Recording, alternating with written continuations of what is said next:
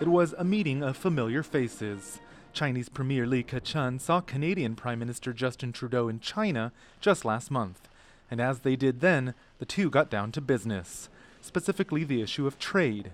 China is Canada's second biggest trading partner, worth around $50 billion. Trudeau said he and Premier Li agreed on Thursday to try to double that number by 2025. We are pleased to have witnessed the commercial signings today that will help achieve this goal. We know that there's a huge amount of untapped potential in our commercial relationship. This new trade target will benefit Canadian workers and business owners while creating good, well-paying jobs. China also wants to open talks on a bilateral free trade agreement, but many Canadians remain suspicious of free trade in general and of China. Trudeau's openness to a possible extradition deal with China has been met at home with criticism and concern over the potential for executions. A quarter of China's 100 most wanted are said to be on Canadian soil.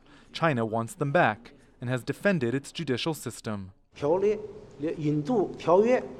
Extradition requires coordination and consensus from both sides. China has signed extradition treaty with more than 40 countries, including some developed countries in Europe.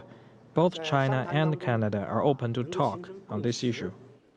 Paul Evans is an expert on cross-Pacific relations at the University of British Columbia. What Mr. Trudeau and his government is trying to say is that we need to live together.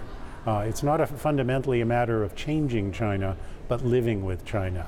And that's a new story for Canadians. It's going to take a little bit of time, but building a relationship in a 21st century way, that's where I think Mr. Trudeau wants the future to go. Both sides say that despite their differences, these more frequent high-level exchanges should set the tone for more frequent low-level ones, and essentially a better tone for better ties. Rowie Ruttenberg, CCTV in Ottawa.